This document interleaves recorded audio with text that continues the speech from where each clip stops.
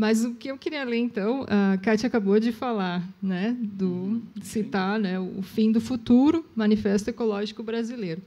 E o livro que eu vou ler um trechinho. Esse é o primeiro livro, né, que o Lutz escreveu, publicou.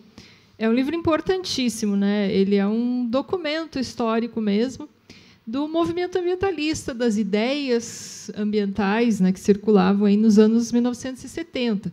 Esse livro foi publicado pela primeira vez em 1976, né? Então, ano que vem ele faz 50 anos.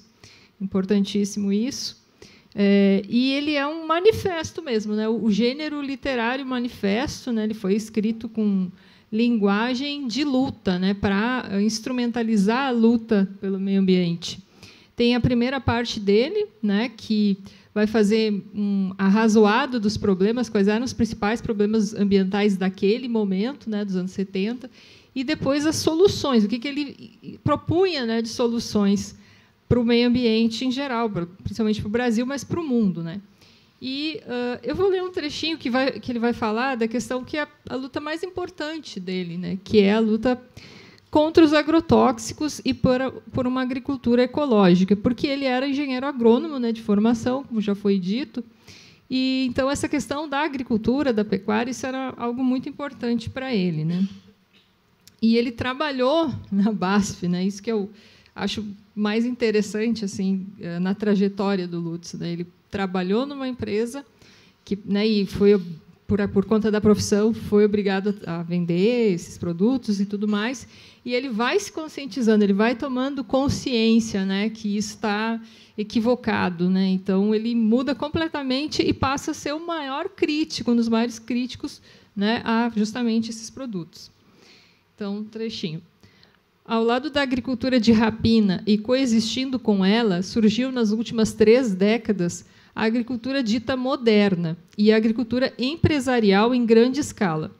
O alto grau de mecanização, o cultivo das seleções genéticas de alta produtividade, mas também de elevada exigência e vulnerabilidade da chamada Revolução Verde e o uso intensivo dos métodos da agroquímica fazem com que essas formas de agricultura, no consenso quase geral, sejam aceitas como um grande progresso, única maneira de ainda alimentar as massas da avalanche demográfica.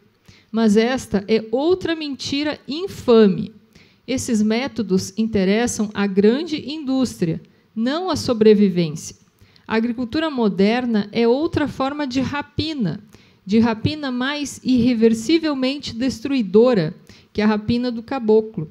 Por sua própria essência e mais ainda da maneira como vêm sendo praticados entre nós, os métodos agrícolas modernos são métodos imediatistas, que significam produtividade momentânea, às custas da produtividade futura. Ao contrário dos métodos do camponês tradicional, que, mesmo sem jamais ter ouvido falar em ecologia, aplicava métodos ecológicos, afinal, seus métodos eram resultado da experiência milenar, os métodos da agricultura moderna são estritamente imediatistas e visam apenas o fluxo máximo do dinheiro. Eles são basicamente antiecológicos e, por isso, insustentáveis a médio e longo prazo.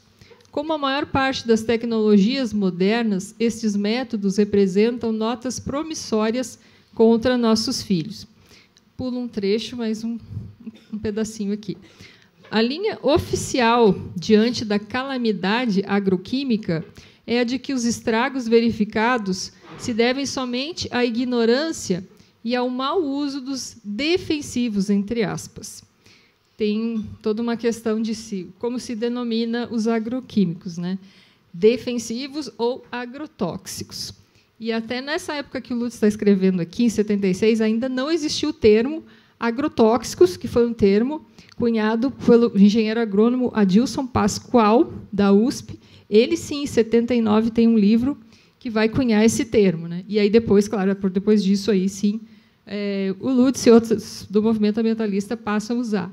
Nesse momento aqui, ele ainda está usando muito pesticidas, né? Isto por si só já demonstra o descaso com que é encarado um problema tão grave, pois como pode permitir-se a livre comercialização e o uso generalizado, até por gente absolutamente despreparada, de biocidas tão potentes que, em quantidades de frações de quilo por hectare, são capazes de matar todos os insetos, aves, répteis ou batráquios em um campo.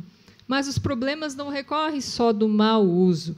O próprio uso correto, e aí o Lutz coloca entre aspas, né, o uso correto, constitui arma indiscriminada. O agricultor que pretende ver-se livre de um determinado inseto em sua lavoura aplica uniformemente em toda ela um veneno fulminante ou persistente. Ele consegue, assim, matar o organismo que quer combater, mas não se interessa pelos demais organismos que também mata, entre eles seus maiores aliados. Além da lagarta, o inseticida mata a perdiz, o tico-tico, a corruíra, o sabiá, os sapos e pererecas e todos os insetos predadores. Mata a vida do solo e envenena os cursos d'água. Não contente com este massacre, inventou-se agora a aplicação aérea em bloco. Os agricultores de uma zona pagam conjuntamente a aplicação aérea e o avião faz a aplicação numa só operação sobre toda a área. Isso resulta mais eficiente e mais barato, mas é ainda mais discriminado, pois a aplicação inclui o capão, o terreno não cultivado, o açude, o arroio, as casas e os jardins.